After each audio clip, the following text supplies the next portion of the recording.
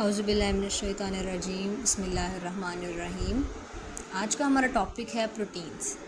और हम लोगों ने जैसे कि पहले हमने कार्बोहाइड्रेट्स की बेसिक्स को डिस्कस किया, फिर हमने फ़ैट्स की बेसिक्स को डिस्कस किया। अब हम लोग प्रोटीन्स की बेसिक्स को डिस्कस करेंगे। ठीक है कि प्रोटीन जो है वो बेसिकली एक पॉलीमर है। पॉलीमर का मतलब होता है एक लार्ज मॉलिक्यूल। तो एक प्रोटीन हमारे पास एक मैक्रो मॉलिक्यूल है, लार्ज मॉलिक्यूल है, जो कि अमीनो एसिड से मिलके बना है। ये छोटे छोटे अमीनो एसिड्स मिलते हैं, स्पेसिफिक टाइप के अमीनो एसिड्स मिलते हैं और एक स्पेसिफिक टाइप की ही वो प्रोटीन बनाते हैं। तो ये मैक्रो न्यूट्रिएंट है that gives you energy and perform many vital organs. तो प्रोटीन्स जो है वो हमारे पास क्या है, एक मैक्रो न्यूट्रिएंट है जो कि हमें एनर्जी देती है और साथ हमारी बॉडी के बहुत से और दूसरे वाइटल फंक्शंस जो हैं ये प्रोटीन परफॉर्म करती है। तो इसके अंदर ये ऑर्गेनिक कंपाउंड है, मीन्स इसके अंदर कार्बन, हाइड्रोजन, ऑक्सीजन तो है, लेकिन साथ इसके साथ नाइट्रोजन भी है। ये एक बहुत इंपॉर्टेंट एलिमेंट है क्योंकि इसने जो है इस नाइट्रोजन बैलेंस ने हमें बताना होता है कि आपकी बॉडी में कितनी प्रोटीन जो है वो यूटिलाइज़ हो रही है और कितनी एक्सक्रीट हो रही है, कि जितनी इनटेक हो रही है उतनी एक्सक्रीट हो रही है। तो फिर हमें उससे पता चलता है कि हमारी बॉडी में प्रोटीन की यूटिलाइजेशन जो है वो सही तरीके से चल रही है, प्रोटीन इस्तेमाल हो रही है। ठीक है। और मोस्ट ऑफ़ द केसेस हमारे पास प्रोटीन ऐसी भी हैं कुछ जिनमें सल्फ़र और फॉस्फोरस जो है वो हमें दोनों देखने में आती हैं। ठीक हो गया। तो प्रोटीन जो है वो हमारी बॉडी का एक अबंडेंट कंपोनेंट है, लेकिन सबसे पहले हमारी बॉडी में वाटर है जो कि अबंडेंट पाया जाता है, उसके बाद फ़ैट। क्योंकि देखिए हमारी बॉडी है और जैसे आपने जानवर ज़िबा होता तो देखा होगा कि आप सबसे पहले जब उसकी खाल उतारते हैं तो उसके ऊपर आपको एक फ़ैट की लेयर मिलती है। ठीक है, चर्बी मिलती है उसके फ़ैट को, आप उसको जो है वो चीरते हैं और फिर आप उसके नीचे से मसल होता है, फिर मसल के ऊपर जो है वो मुख्तलिफ हमारी वेन्स, आर्टरीज और नर्व्स वगैरह जो हैं वो होती है। तो फ़ैट हमारी बॉडी का बहुत ज़्यादा हिस्सा जो है वो ले लेती है। ठीक है, हमारी क्योंकि हमारी एक तो हमारे मसल के ऊपर भी फ़ैट होती है और जो हमारे स्केलेटन के अंदर, मसल के नीचे स्केलेटन है और स्केलेटन के नीचे हमारे कुछ इंटरनल ऑर्गन्स हैं। ठीक है, जिसको उस स्केलेटन ने प्रोटेक्ट किया हुआ, उसके ऊपर भी फ़ैट की बारीक लेयर होती है। ठीक है, और हमारे मसल जो है उसके ऊपर भी फ़ैट की लेयर होती है। तो फ़ैट जो है वो बहुत अबंडेंट कंपोनेंट है और वाटर भी। तो उसके बाद अगर हम बात करें तो जो अबंडेंट है कंपोनेंट वो प्रोटीन है। ठीक है, तो विज़रल फ़ैट की अगर हम बात करें तो विज़रल फ़ैट वही है कि जो हमारे इंटरनल बॉडी ऑर्गन्स जो हैं उसके ऊपर फ़ैट पाया जाता है। देखें हमारी बॉडी जो है उसको प्रोटेक्ट, ये जो उसके ऊपर जो फ़ैट है ना विज़रल, ये उसको प्रोटेक्ट करती है कि डैमेज ना हो जाए ये ऑर्गन। शॉक जो है इसको एब्जॉर्ब कर लेते हैं शॉक को, यानी कि वाइटल ऑर्गन्स को ये बचाती है, फ़ैट की लेयर और ये स्केलेटन वगैरह।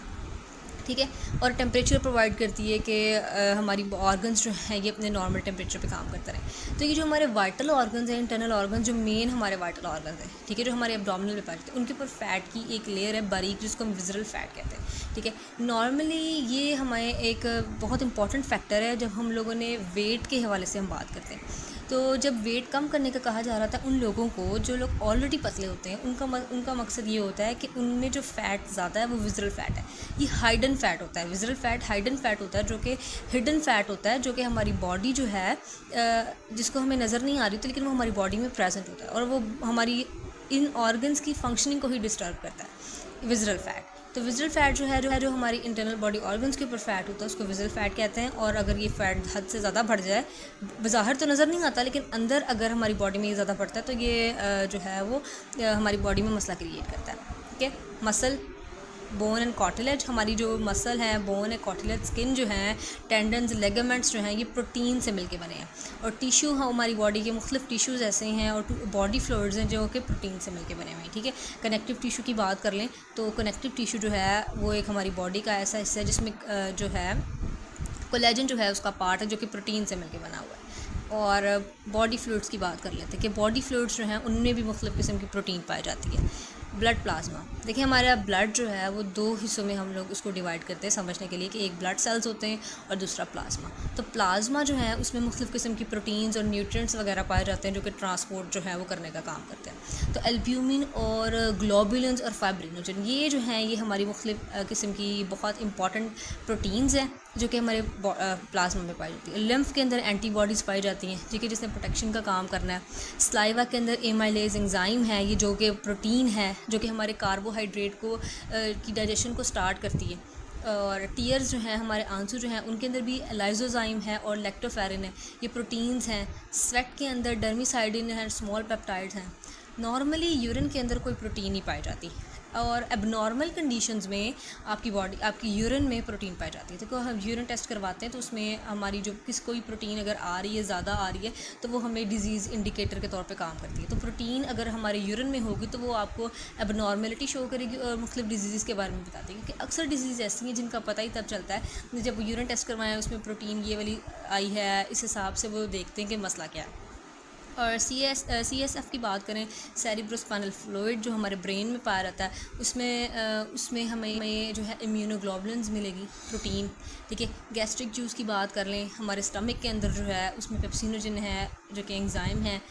साइनोवियल फ्लूइड है जो कि हमारे जॉइंट्स में पाया जाता है, ठीक है, जो कि उसको लुब्रिकेंट प्रोवाइड करता है ताकि उसकी मूवमेंट में आसानी हो, ठीक। और सीमन जो है, मेल रिप्रोडक्टिव फ्लूइड जो है, ठीक है, उसमें देखें मुख्तलिफ़ किस्म की प्रोटीन पाई जा रही हैं। प्रोस्टेट स्पेसिफिक एंटीजन जो है, जो वेजाइनल सिक्रीशंस होती हैं, डिफेंसेस और जो है लैक्टोफेरेंस, जो कि प्रोटेक्शन का काम करती हैं और उसकी पीएच को डिस्टर्ब होने से बचाती हैं, ठीक है। ये हमारी वेजाइनल सिक्रीशन में जो प्रोटीन्स हैं उनका काम है। अच्छा जी, तो हम लोगों ने कहा कि प्रोटीन जो है हमारे पास अमीनो एसिड से मिलके बनी है। तो अमीनो एसिड का स्ट्रक्चर देख लेते हैं कि सेंट्रल कार्बन है, एक तरफ जो है वो हमारे पास कार्बोक्सिलिक ग्रुप लगा हुआ है, एक तरफ अमीनो ग्रुप, और एक तरफ जो है हाइड्रोजन लगा हुआ है और एक साइड चेन। अच्छा, साइड चेन में जो आर है ना, ये डिसाइड करता है कि अमीनो एसिड जो है वो क्या होगा। अगर आर चेंज होता जाएगा तो हमारे पास अमीनो एसिड चेंज होता जाएगा, ठीक है। लेकिन अगर हमारे इस आर की जगह पे जो है वो पाया जाएगा, एच पाया जाएगा, तो वो ग्लाइसिन बन जाएगा, वो एक सिंपलेस्ट अमीनो एसिड है। वहाँ पे कार्बन की चेन नहीं होगी, लेकिन अगर एच पाया जाएगा तो एक सिंपलेस्ट अमीनो एसिड ग्लाइसिन जो है वहाँ पे पाया जाएगा। तो दो अमीनो एसिड के दरमियान में जो बॉन्ड होता है वो पेप्टाइड बॉन्ड होता है, और वो बॉन्ड जो है इस तरह मुख्तलिफ़ किस्म के अमीनो एसिड के दरमियान बनता जाता है, ठीक है। तो जो दो अमीनो एसिड आपस में मिलते हैं, वाटर मॉलिक्यूल रिमूव होता है और आपके पास पेप्टाइड बॉन्ड बनता है, ठीक है। और ग्लाइसिन के बारे में मैंने आपको बताया है कि ये वही है कि इसमें कार्बन चेन ही लगी होती है हमारे पास, साइड चेन, बल्कि वहाँ पे एक और हाइड्रोजन अगर आके लग जाएगा तो जो उस अमीनो एसिड का नाम होगा वो कहलाएगा ग्लाइसिन। और हम प्रोटीन के कुछ सोर्सेज को देख लेते हैं। प्रोटीन के हमारे पास बेबहा सोर्सेज हैं, प्लांट सोर्सेज और एनिमल सोर्सेज, ठीक है, दोनों बेहतरीन सोर्सेज हैं। और प्रोटीन सोर्सेज में हमारे पास योगर्ट है, मिल्क है, हमारे पास एग्स भी प्रोटीन का सोर्स है, बल्कि बहुत अच्छी प्रोटीन का सोर्स है। टोफू जो है ये भी हमारे पास जो है बेसिकली ये सोया प्रोडक्ट है, सोया से मिलके बना है, इसको हम देखते हैं। पल्सेस की बात करें तो पल्सेस जो है ना ये एक ब्रॉड कैटेगरी है। इसके अंदर हमारे पास बीन्स भी आ जाते हैं, इसके अंदर हमारे पास चने वगैरह आ जाते हैं, दालें वगैरह आ जाती हैं। जैसे हम इसमें जिसमें हम ब्लैक बीन्स भी कहते हैं, हमारे पास ब्लैक बीन्स, नेवी बीन्स, मुख्तलिफ़ किस्म के जो लोबी हैं वो आते हैं, चिकपीस चने वगैरह, काले चने, सफ़ेद चने, आपने कितने किस्म के चने देखे हैं, वो भी आ जाते हैं, ठीक है। और हमारे पास मुख्तलिफ़ किस्म की दालें हैं, कोई मसर की दाल है, कोई हमारे पास माश की दाल, हमने मुख्तलिफ़ किस्म की दालें हैं, वो सारी प्रोटीन्स जो हैं वो हमारे पास प्रोटीन के सोर्सेज हैं। और ड्राई फ्रूट्स की बात करें, ड्राई फ्रूट्स में भी हमारे पास प्रोटीन के सोर्सेज हैं, ठीक हो गया। और हमारे पास सीड्स भी प्रोटीन के सोर्सेज हैं। सीड्स जो है ना वो नॉर्मली प्रोटीन का सोर्स हैं, लेकिन हमारे पास कुछ ऐसे सीड हैं जिनमें तकरीबन जो है ना इसेंशियल अमीनो एसिड्स में ना कमी होती है, यानी कि इसेंशियल अमीनो एसिड कोई ना कोई कम होता है। लेकिन हमारे पास कुछ ऐसे सीड्स भी हैं जिनमें सारी की सारी प्रोटीन है, जैसे पम्पकिन और चिया और हैम्प सीड्स, ये हमारे पास अच्छे खासे सीड्स हैं जिनके अंदर आपके पास इसेंशियल अमीनो एसिड भी। लेकिन बहुत ज़्यादा सीड्स ऐसे भी हैं जिनमें इसेंशियल अमीनो एसिड्स हैं, ठीक है। तो लेकिन आपको सीड्स से अच्छी खासी अमाउंट जो है वो प्रोटीन की मिल जाती है। और सीरियल्स की बात करें, सीरियल्स क्या हैं, जैसे कि हमारे पास ये जो गंदम, मकई है, चावल है, ये मुख्तलिफ़ किस्म के सीरियल्स ही हैं हमारे पास। तो इन सीरियल्स जो हैं ये बिल्कुल माइनर सोर्स है। सीरियल्स पे मैंने एक वीडियो बनाई हुई है, आप जाके उसको देख सकते हैं, ठीक है, सीरियल ग्रेन्स के बारे में और इस तरह की जो पल्सेस के बारे में। और ये जो हमारे पास एक ब्रॉड कैटेगरी है, इसको भी मैंने अलग से डिस्कस किया हुआ है। तो ये हमारे पास सीरियल्स जो हैं ये माइनर सोर्स है, यानी कि नॉर्मली हमारे पास कार्बोहाइड्रेट का सोर्स है, लेकिन साथ हमें कुछ ना कुछ प्रोटीन जो है वो इससे मिलती है। तो टोफू जो है ज़्यादातर ये वेस्टर्न वर्ल्ड में मशहूर है, ठीक है, यानी कि अमेरिका, कनाडा, ये जो ऑस्ट्रेलिया वाले इलाके हैं ना, इनमें ज़्यादा जो है ये टोफू जो है वो इस्तेमाल किया जाता है। टोफू जो है ना ये हमारे पास एक क्रीमी और high protein low fat product है जो कि सोया मिल्क से बनाया जाता है। सोया मिल्क किससे बनाया जाता है, जो सोयाबीन्स होते हैं, जो कि हमारे पास एक प्रोटीन का अच्छी सोर्स है, उससे जो है हमें ये सोया मिल्क बनाया जाता है और उस मिल्क से जो है वो आगे इसको सॉलिडिफाई करके जो है ये टोफू बनाया जाता है, ठीक है। तो नॉर्मली ये हमारे पास एक प्रोटीन का बहुत अच्छा सोर्स है। पीस की बात करें, मटर जो है वो भी हमारे पास प्रोटीन का बहुत अच्छा सोर्स है।